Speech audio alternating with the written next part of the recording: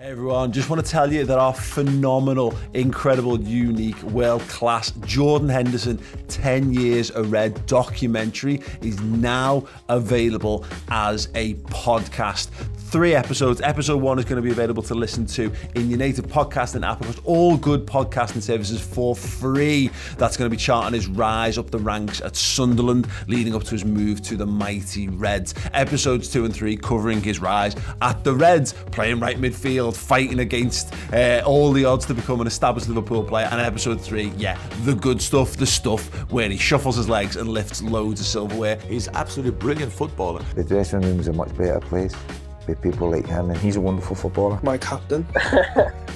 Episodes 2 and 3 streaming exclusively on Redmen Plus. Head over to redmenplus.com. If you've checked it out in video form and you want to get it on the go, you can get it. If you've never experienced it before, get the incredible Jordan Henderson Hendo 10 Years a Red documentary in your ears right now.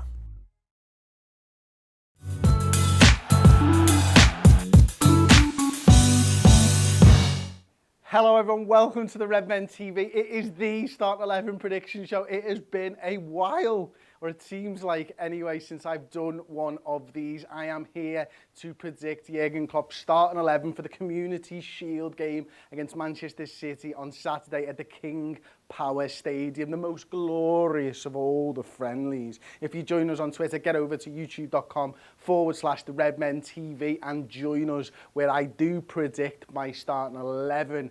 Anyway, back to the YouTube then. Starting with the goalkeeper first, like I always do. A little bit disappointed to find out that Jurgen said that Alisson will be available, hopefully for Fulham, and therefore not this game.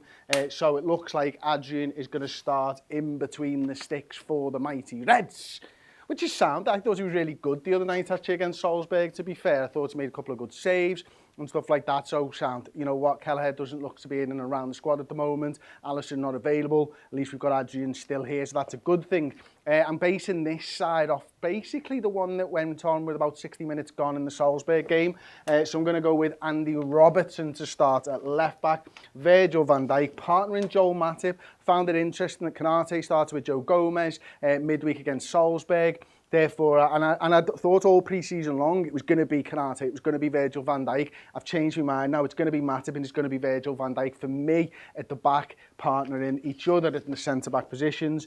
Then it's the world-class Trent Alexander-Arnold in at right back for the mighty Reds. In defensive midfield, I think there's only one person that is going to play in this game against Manchester City. That man is Fabinho, alongside Thiago, and the captain, Jordan Henderson, in the middle of the park. Now, again, you know, Naby Keita's got a shot at getting into this side and stuff like that. Henderson could play the 6. I feel, I understand all that. I just think he's going to go with that. On the left-hand side, I think he's going to go with Diaz. On the right-hand side, I think he's going to go with Salah. And up top, I think he's going to go with Bobby Firmino, apologies, which leaves the substitutes. Now, I'll be honest with you, I've got no idea how many subs is going to happen in the Community Shield. The FA rules states that you can pick 6 subs from 7 possible substitutes. So 6 can join the field, 7 can't. Look back at last year's, there was 9 on there.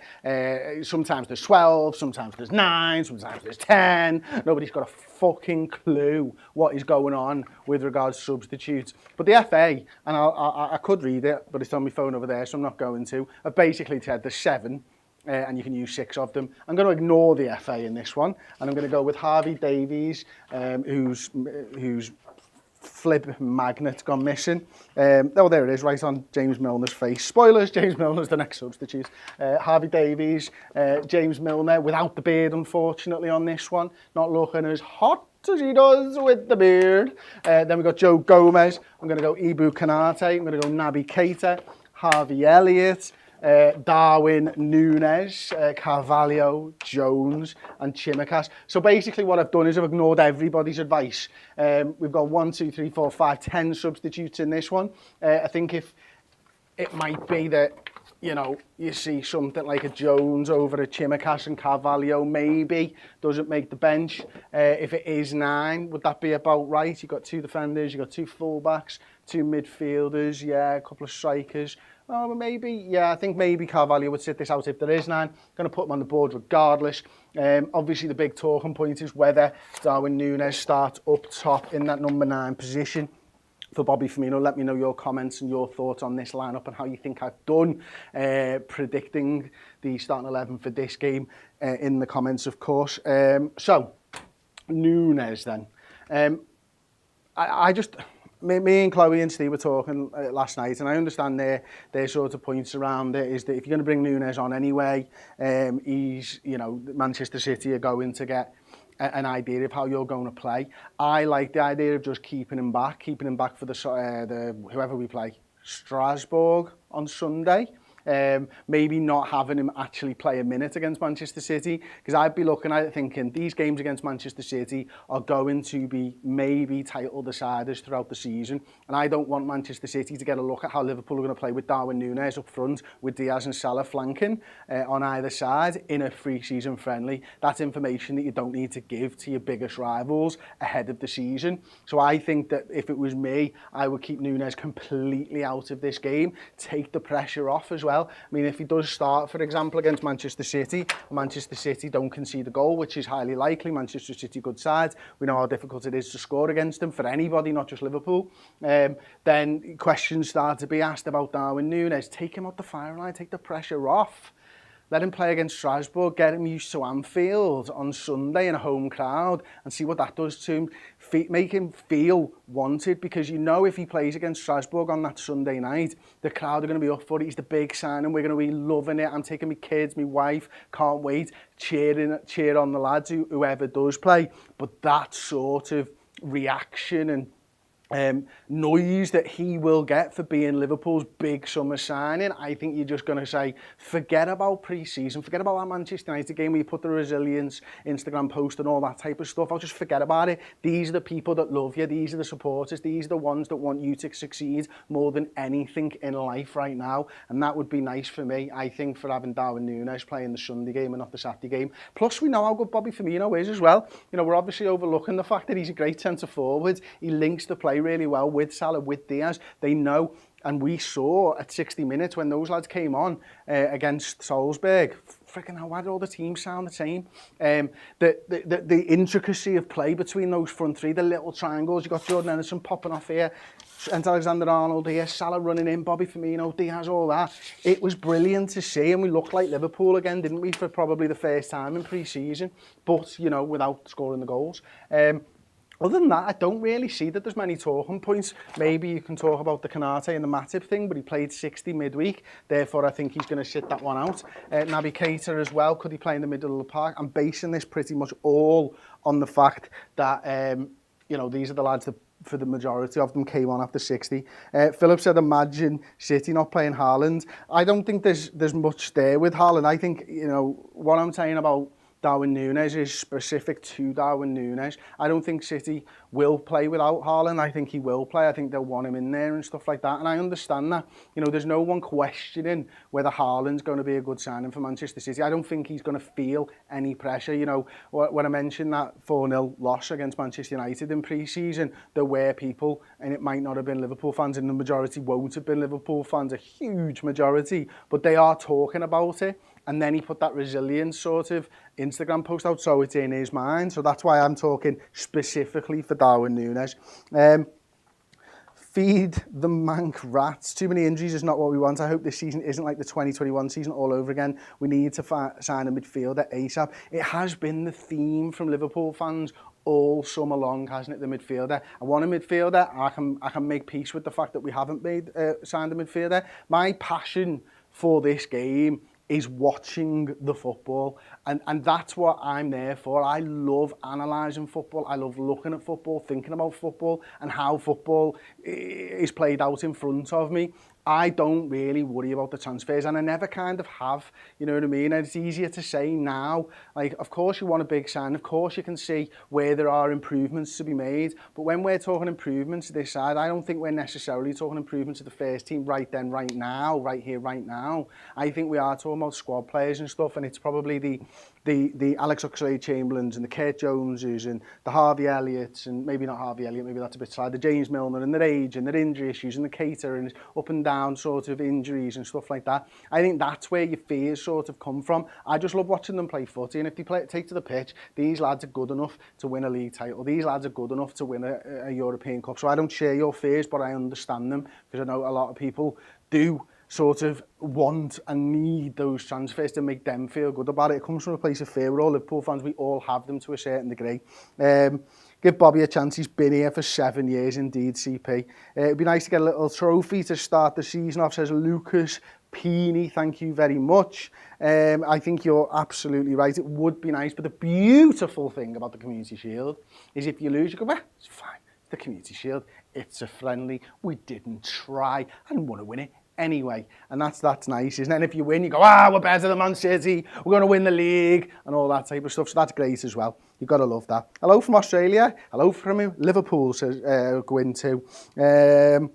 Bjorn says Adrian, Trent, Matip, Robbo, Fabinho, Thiago Henderson, Salah, Bobby, Diaz. Win the Shield. The quintuple is on for the men's first team. You'll never walk alone.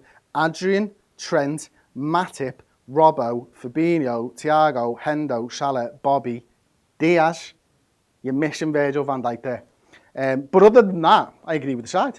It would be exactly the same. I'm not sure why you're sacrificing a centre-half, if I'm honest with you, Bjorn. I'm not sure Matip on his own against Haaland, without the help of Virgil van Dijk, fills me with loads of confidence, but to each their own. We're all Liverpool fans here. Okay, we'll move on then. Sensoi Moguthagai, sorry about that. Sorry for my ignorance, he said, or she said, because I don't live in England, but why do most Liverpool fans have this accent? It's because it's our accent. Accents, I could try and explain to you why accents happen, but like, obviously when there's pockets of people back in the day, and they weren't linked by trains and cars and automobiles and boats, our language was the same, but how we said those words was different. That's pretty much how accents came about. So there we go. Didn't think I'd be talking about that. But, you know, we're all Liverpool fans and we're here to talk together. We can win with 10 anyway, says Mark Mahan. Really hope we keep Bobby. Neil Jones said today on the Transfer Insight show, maybe. I should know this. I think it was my idea, this show. He said today that Liverpool are not selling Bobby Firmino, so don't you worry, my friend. Markel Tavares says Konate starts and Elliott. And where would you have Elliott? Obviously, he's not going to play where Mo Salah plays. Could it be, therefore, that Jordan Henderson is to start there? Obviously, we've seen what Konate would look like in the back four, and we know how good he is. I'd be surprised, to be honest with you, if he doesn't play the captain for this one.